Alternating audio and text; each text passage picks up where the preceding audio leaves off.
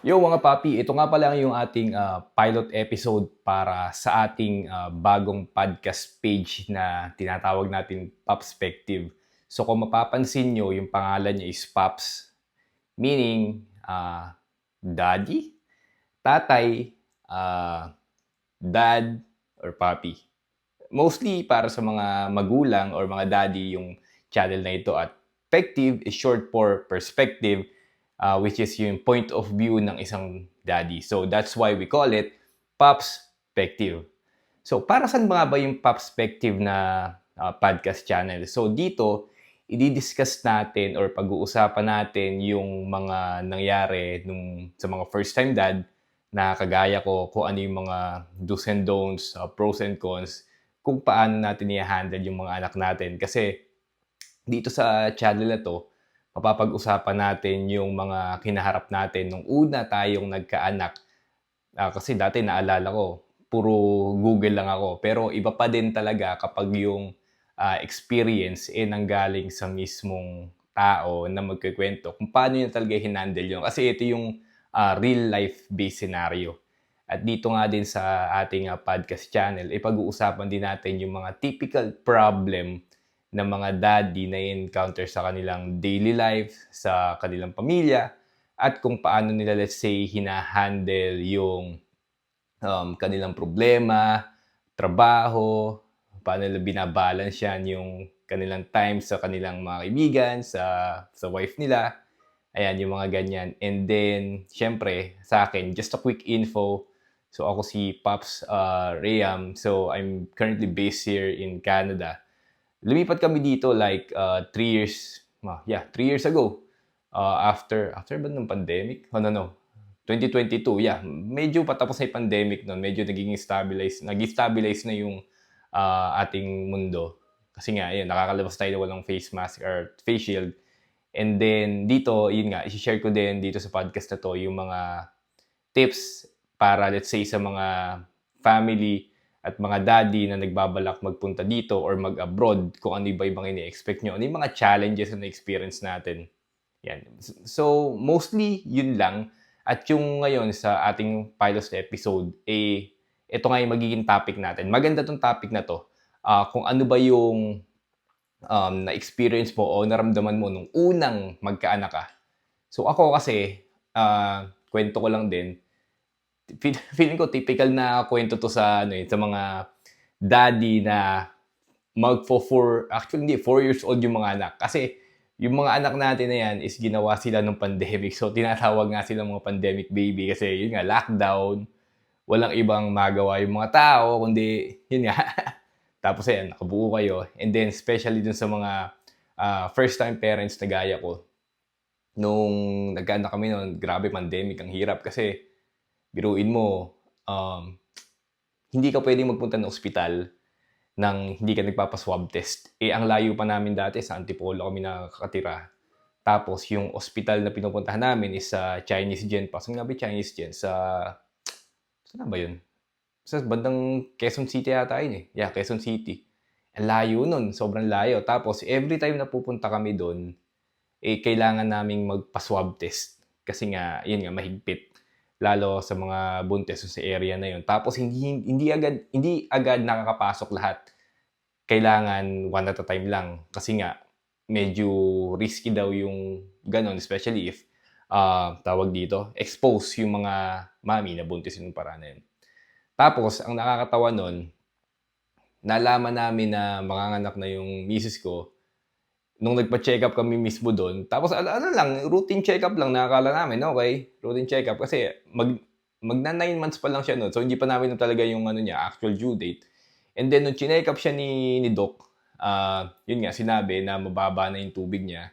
Or parang wala ng tubig. So sabi, kailangan na siyang tawag dito, i-confine na kasi nga, manganganak na siya. And then yung nakakatawa doon, kasi siya lang mag-isa noon that time, kasi nga pandemic. And then, hindi ako pinayagang magstay sa hospital. So, ang ginawa ko is umuwi muna ako. And then, yun, kumuha ko ng gamit. And then, the following day na ako bumalik. Nung bumalik naman ako, is yun nga, nakapanganak na siya.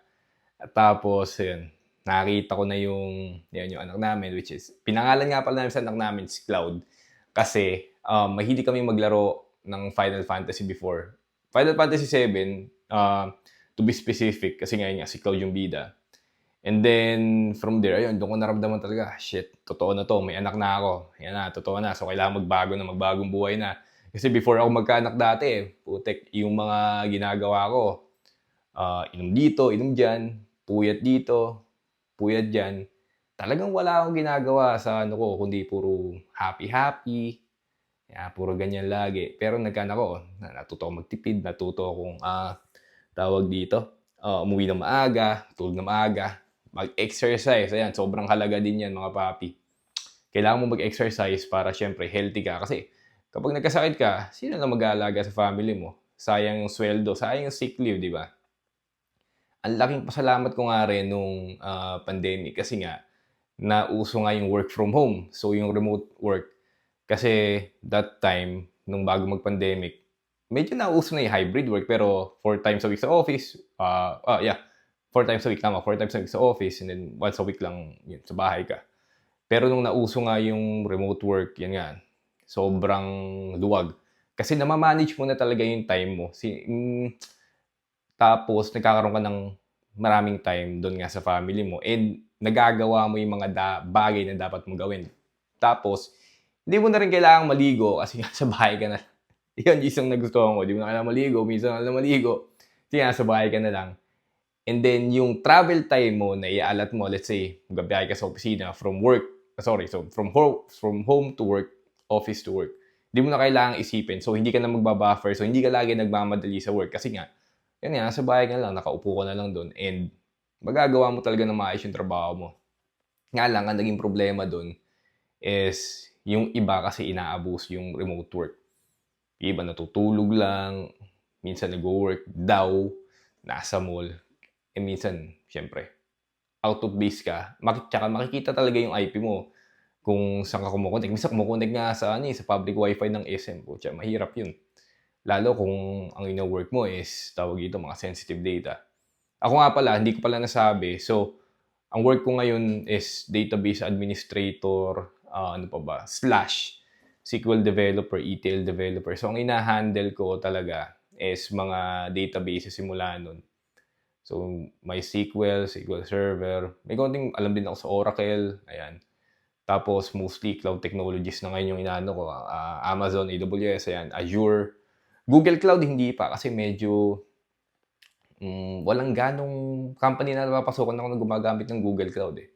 Pero yun nga, maganda pag-usapan din yun mga paps na or mga daddy kung ano yung work nyo din at kung paano yun nababalance yun. Kasi ako, personally, since work from home naman ako, remote work, lagi lang ako nasa bahay, nakakalaro ko yung ano ko, pero alam niyo pa rin yung feeling na minsan nagigilty ka kasi kahit nasa bahay ka, ang dami pa rin minsan ginagawa. So, hindi mo rin talaga alam mo yun, malaro ng madalas. Pero syempre, we all try our best naman para mabigyan ng time yung mga anak natin. And syempre, bilis nga lang lumaki kasi parang minsan nakita ko, alam yun, ang laki na niya. As in, ganyan na siya kalaki. Or ganyan na. Or, yeah, ganyan. And he's 4. Dati, nakikita ko siya. Putya, late lang. Lalo ngayon sa Facebook, di ba, uso yung mga throwback story. So, yung mga sinishare natin. So, nakita ko doon na shinare ko, like, let's say, 4 years ago. Grabe, ang liit nung anak ko. Tapos ngayon, putik. Laki na. So, hindi natin mamamalayan yung mga bata. In a blink of an eye, malaki na agad sila. So, as much as possible, try to spend time with them. Which is yun na may tinatry ko. And syempre, pag-uusapan din natin how we spend time with our wife. Kasi syempre, yun nga, busy sa work, busy sa anak, busy sa extra hassle. Yung wife mo, nagkatrabaho din. So, saan pa kayo makakasingit ng, alam niyo yun, ng time para sa isa't isa. Pero sabi nga nila, or sabi rin ng asawa ko, tsaka yung mga nadidinig ko din ng mga kaibigan namin is it's important to spend time with your spouse. Kasi if you don't, you'll grow apart. And, no one wants a broken family, especially sa panahon ngayon na parang yung broken family sobrang ninonormalize na. Which is hindi naman dapat. Kaya ang daming bata ngayon, real talk lang, na hindi nagagabayan ng maayos. Kasi nga, hiwalay yung nanay, hiwalay yung tatay, tapos nag-asawa ng bago, nag-asawa din ng bago yung nanay or yung tatay, tapos nagkaanak, napabayaan na yung anak nila. And then yun nga, nagiging bad example din sa bata na, ay, okay lang pala na makipaghiwalay ako pag nagkaasawa ako kasi ganun yung ginawa ng magulang ko eh. So, pwede ulit ako mag-asawa ng iba.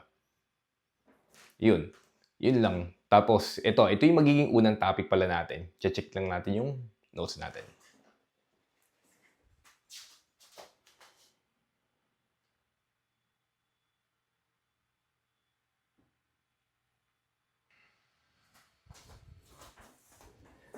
So, ayun mga paps, yun lang yung maaasahan natin dito sa ating podcast page. At syempre, yung nangyari sa amin na lumipat kami dito sa Canada, share ko na rin ngayon. Total, ito naman yung pilot episode talaga natin. Mahirap lumipat ng ibang bansa if hindi ka ready.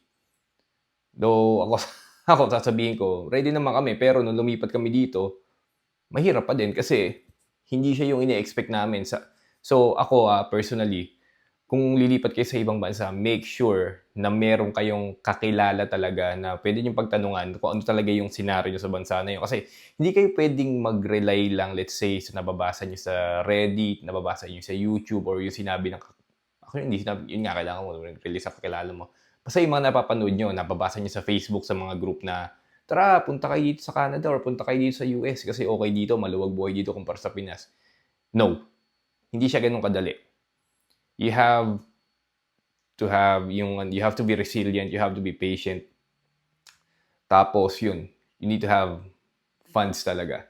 And syempre, dapat meron kang alam na pathway, or kung better yet, meron ka dapat work dito or kontra ka na medyo matagal-tagal para, let's say, if you plan to be a PR here sa, let's say, Canada, kailangan ni-research mo na maigi kasi ngayon, pabago-bago talaga yung batas dito.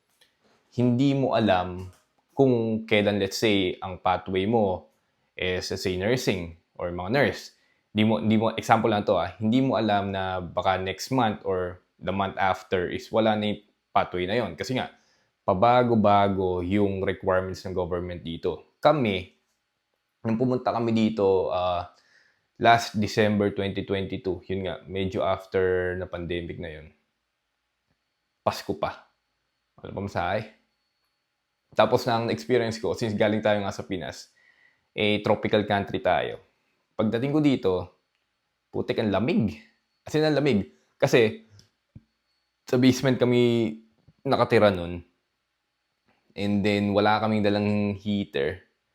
Ang setup nga pala dito, so, yung natira namin nun is, shout nga pala kay Lamis din tsaka kay Serges, tsaka sa mga anak nila, si Vian, tsaka si Vince, tsaka si Vanessa, thank you. At kay Boy at tsaka kay Shea. Kasi sila yung una talaga na nakilala namin dito na talagang tumulong sa amin. Sobrang laki nung pasasalamat namin doon sa family na yun. Sobrang laki talaga. And then, ayun nga, yung sinasabi ko, basement, ang heater kasi nagawa doon, depende kasi sa style ng bahay. So, centralized siya. So, wala kang sariling control doon sa baba. So, kung yung heater sa taas, yun din yung magiging temperature sa baba. Knowing yung basement, syempre, nasa halos ilalim na siya.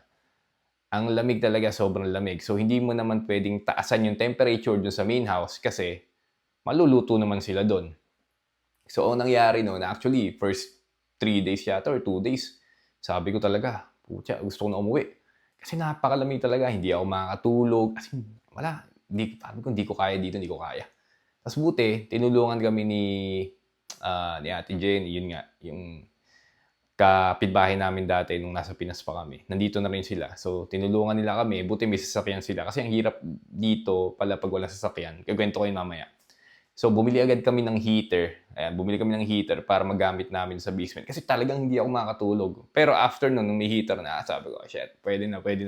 Nag-stay na kami. Tapos naalala ko pa, sinasakay namin yung anak namin, si Cloud, sa sasakyan. Kasi sa Pinas nga is that time hindi pa uso car seat, or uso car seat pero hindi naman siya parang tawag dito, hindi siya nire-require na gamitin sa kada sasakyan. So dito kasi sa ibang bansa, especially sa Canada or sa mga North American country, is uso siya kasi safety ng bata yung pinangangalagaan nila.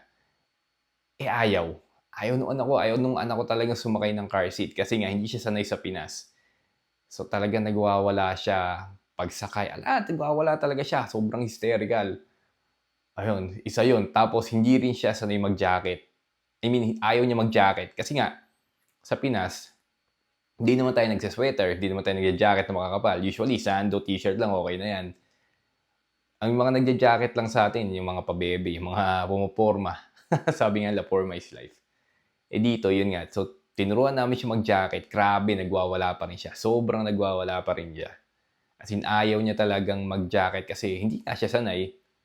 Tapos, na-recall ko pa, second day yata namin yun. Kasi, syempre, may meet naman kami na friend nung mama nung asawa ko. Ayan, so, ang ginawa namin, sabi ko, ang ganda nung, ang ganda nung lugar. Kasi first time, sa ibang bansa ka nakapunta, sabi, Western country, sa putya, ibang-iba yung mga itsura ng bahay, ibang-iba yung kalsada, everything, iba-iba yung environment. Tapos may snow pa sa daan, sabi, first time ko makakita ng snow. Though hindi siya naman gaya ng ibang probinsya dito na sobrang lakad sa snow. Normal lang na snow, may snow sa gilid ng daan na yan. So sabi ko, okay lang, sige, lakad kami. Para i-meet yung friend nung mama nung asawa ko. So ayan, punta kami ng saan nga ba yun? Yung pangalan? Mary Brown's. Mary Brown's yung pangalan nila. Parang local Canadian fast food chicken food chain. Yan, ganyan. Then naglakad kami. Tapos siguro mga ano yun, for experience, mga 5 or 6 kilometers yata. So, ganun. Kasi sa Pinas, pag naglakad ka ng 5-6 kilometers, alam ko malayo yun. Pero, kayang-kaya mong lakarin. Dito, nilakad namin yun. Grabe. Siguro, nasa kalahati pa lang kami, Hawa ako dun sa kay Cloud kasi sa anak ko, si Cloud yun. Si Cloud yung pangalan. Ayaw niya mag-jacket, diba? Ayaw niya mag-jacket. Ang lamig. So, nakita ko, putik, nag-violet na yung niya, yung daliri niya, yung sa bibig niya. Doon talaga kami naawa na sabi ko, puta, hindi naman ganito yung pinunta natin dito. Parang hindi tayo ganito sa Pinas. So, ang ginawa namin nun, wala, binuhat namin yung bata, tapos binalot namin sa jacket, salitan kami. And then, yun nga, since naka-stroller kami, salita kami. Tapos, dumating kami doon, puta, anong talaga, sobrang nagbubulo na, nag-violet na yung mukha ng bata, yung labi, yung daliri. Tapos pagdating namin doon, umorder kami ng pagkain, syempre para mainitan. Tapos humingi kami ng mainit na tubig yata. Tapos noon, the following day, sabi ko, hindi para sa atin to, hindi dapat tayo ganito. So, ang ginawa namin, umorder tuloy. Pumunta agad ako sa dealership ng sasakyan. So, bumili agad kami ng sasakyan. Kasi nga, hindi namin talaga kaya. Doon may dala naman kaming pera. I won't say na madami kami dala. So, tama lang. So, may dala kami pera. So, bumili agad kami ng sasakyan talaga. Tapos, ano yun? Ibang yung rules dito ng tawag dito, iba yung rules ng road rules dito. Hindi gaya sa Pinas. So, ang ginawa ko is, habang nagdadrive ako, putya, kabado ako nun medyo. Nag-o-observe ako doon sa mga nagdadrive kung paano sila, alam mo yun, let's say magle-left turn. Kasi dito merong mga left turn signal or minsan wala na kailangan mong gumitna doon sa daan, which is yun yung wala sa Pinas. Tapos, ano nga ba dito? Yung mga sa pedestrian, yung mga ganyan. 4-way stop, all-way stop, 3-way stop, yung mga ganyan. Alam ko sa Subic meron nun, pero hindi ko rin naman ginagawa. Hindi naman ako taga Subic. So, hindi ko rin talaga siya ganun kagamay. So, talagang first day of driving ko talaga, pinagmamasdan ko. Tapos, ano pa ba yung meron doon? Yung mga roundabout na dapat pala, paunahin mo lagi yung nasa kaliwa, innermost. Sa amin, putik, hindi ko rin alam yun. Nalaman ko lang yun nung kumuha na ako ng driving test or licensure exam. Kasi bago ka mag-drive dito or bago ka kumuha ng license, pwede ka mag-drive up to 90 days upon arrival mo. So, valid yung license mo. So, kumuha ako ng exam nun. And thank God, nakapasa ako nung unang exam. Sa yung sa knowledge test nila. Tapos after nun, magbubook ka ngayon ng driving exam. Yung driving exam dito is totoo talaga. Hindi gaya sa Pinas na pwede mong bayaran na hindi na mag-driving exam. Okay na. So, yun. Nung nag-exam ako, bumagsak ako nung una. Ang violation ko is masyado daw akong mabagal pag lumiliko. Which is tama naman kasi, di ba, pag liliko ka, kailangan mag-minor ka. Hindi naman ako pwedeng lumiko ng, let's say, 80 kilometers or 60 kilometers per hour ako. Mag-drift ako nun. Hindi naman na pwedeng ganun. So, diba, nagme-minor ako. Ganyan ginagawa ko sa Pinas. Dito, hindi. Basta naka-green, regardless, kailangan mong i-maintain yung speed mo. So, doon ako bumagsak. Nung second try ko, ayan, pumasa na ako. Pero, kumuha ako ng refresher a day, hindi a day before. Yung mismong day na nag-drive ako. So, nag-rent ako ng car nung driving instructor ko. Tapos, tinuruan niya ako for 30 minutes bago yung exam, actual exam. Tapos yun, nakapasa. Ang advantage ko lang kasi dito is kasi nagda-drive na ako before pa ako kumuha ng lisensya. I mean, nagda-drive na ako dito sa Canada. So, siguro mga, ano ba, sinagad ko yung 3 months na yung 90 days bago ako mag-apply ng license. So, ganun yung ginawa ko. So, ang advice ko sa mga gustong kumuha ng lisensya dito sa Canada is kailangan malaman niyo muna yung rules ng kalye at mag-drive talaga muna kayo bago kayo kumuha. Para syempre, familiar kayo dun sa mga road rules nila. Tapos yun nga, fast forward tayo ng konti. Pagpunta namin dito, pala yun, may work na ako. So, sa Lottery Corporation ng Canada. Maganda, sa Lotto siya. So, yun yung unang work ko dito and thankful ako kasi yun yung nagpaano sa amin for PR. Na permanent resident kami dahil talaga doon. And marami akong naging katropa din doon. Yung mga puti. Mababait yung mga puti dito. Mababait naman. Or baka yung mga nakatropa ko lang doon. Tapos after nun, nadali nga ako doon na-terminate ako. Share ko na rin sa inyo, okay? Kasi nakakatawa kasi yung ano na yun. Sa sobrang katamaran ko kasing gumamit ng ibang laptop para dun sa personal na ginagawa ko. Ginamit ko yung laptop nila. So, nag-upload ako ng anime. Ayan, tanga-tanga ko. Kasi IT pa ako, pero hindi ko naisip yung ganun. So, nag-upload ako ng anime dun sa mismong laptop. Or gamit yung mismong laptop nila sa Telegram, tsaka sa isang cloud storage na ginagamit ko. Putek, na-detect ng IT kasi parang nasa 2 terabytes yata yung na-upload ko. So, sabi ba daw ang laki ng bandwidth na ginagamit ko. Tapos baka daw nag-upload ako ng sensitive data. Sinabi ko, hindi. Ito yung time na dapat, alam nyo na nagsinungaling ako. Sinabi ko na, hindi, yung ina-upload ko is work-related. Pero hindi ko alam bakit sinabi ko yung totoo. Sabi ko, putya. Ayun. Nawala na ako trabaho. Wala nang warning dito. Putek, pag may ginawa ka dito, pak! Tsugi agad. Di gaya sa Pinas na meron ka munang coaching, may warning, ayan. Tapos may final warning, tsaka sisibakin. Dito, hindi. Makagawa ka ng GG ka agad. Yun, nakakahinayang na kasi nawala ako doon. Pero, nakakita naman ako ng new work din. Kaso, after 5 months pa. Yun yung talaga mahirap kasi gusto na namin umuwi na kasi biruin mo, 5 months akong walang work tapos nandito kami. Ang mahal ng gastos dito. Lalo kung ang ginagastos mo ay Philippine peso. So, nagpapadala kami ng pera from Pinas to dito. Tapos, buti na lang is meron kaming naipon doon sa sweldo ko noon. Napanggastos din namin. And then, yun nga, nasabay pa pala yun, 5 months akong walang work. Umuwi pa kami ng Pinas, putya. April. Tapos nag-Hong Kong pa kami. So, sabay-sabay yung gastos. Wala akong trabaho dito. Umuwi kami ng Pinas. Nag-Hong Kong pa kami. Nag-Disneyland kami. Putya. Tapos nagbakasyon pa kami kung saan-saan. Which is kasi rin naman namin kasi parang YOLO. Tapos, ang nakatawa dito is dito mo talaga mafe-feel yung presence ni God na hindi ka niya talaga pababayaan kasi May nun, wala pa rin ako trabaho. Ka-5th month, halos sagad na yung savings namin. Tapos, biglang may tumawag sa akin na work sa iba, natanggap ako, kaso sa ibang province siya, sa Moncton. So, hindi siya dito sa Metro Vancouver. So, sabi ko, sige, kunin na natin yun. Tapos, babalik na dapat talaga kami dito. Tapos, magpa-fly na kami doon sa Moncton. Moncton yung pangalan ng province. Pero, tiyempong-tiyempo naman, nung na ako dun sa Moncton na work na yon, may tumawag sa akin na isa pang company dito sa Canada. Ang sabi ng recruiter na parang, I saw your profile, ganito, maganda, mukhang strong. Meron na kaming na-hire, pero nakita ko yung profile mo. Tapos yun, in-interview ko.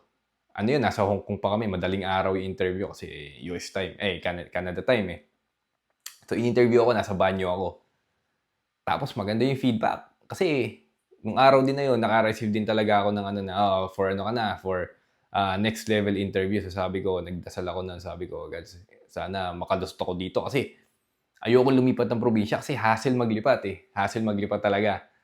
Lalo ang layo, ang layo pa nun. Ibang isla kasi talaga siya. So tapos, ayun nga, nakapasa ako dun sa next round of interview, which is yung director nila, which is naging katropa ko na rin ngayon. Tapos, yung next nun is yung final na, which is sobrang technical talaga. Talagang nag-isa ako. And buti na lang, yung ginagawa nila is yun din talaga yung ginagawa ko.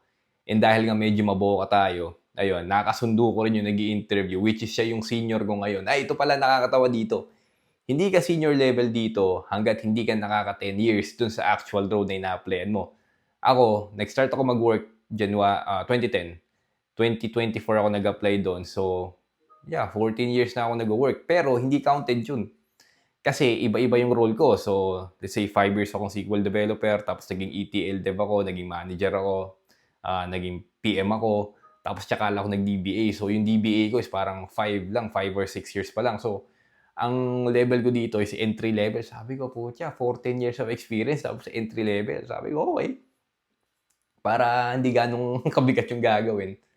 Tapos ayun, fast forward, ayan, naka 1 year na ako.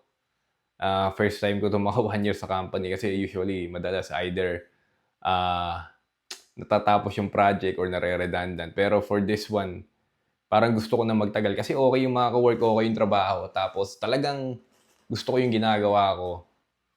Actually, hindi ko gusto yung ginagawa ko. Pero okay lang kasi doon ako kumikita. So, sabi nga nila, pag naging tatay ka na o nagkapamilya ka na, kahit hindi mo gusto yung ginagawa mo, you have to suck it up para dun sa pamilya mo. Kasi kailangan mong magkaroon ng pera para may, panggastos. Sabi nga nila, money can't buy happiness eh. Hindi totoo yun. Money can buy happiness. Money can't buy contentment lang. Kasi kung may pera ako, marami kong pera, bibili ako ng Lambo, putya, magiging masaya ako. Nga lang, hindi ako makakontento sa isang Lamborghini lang.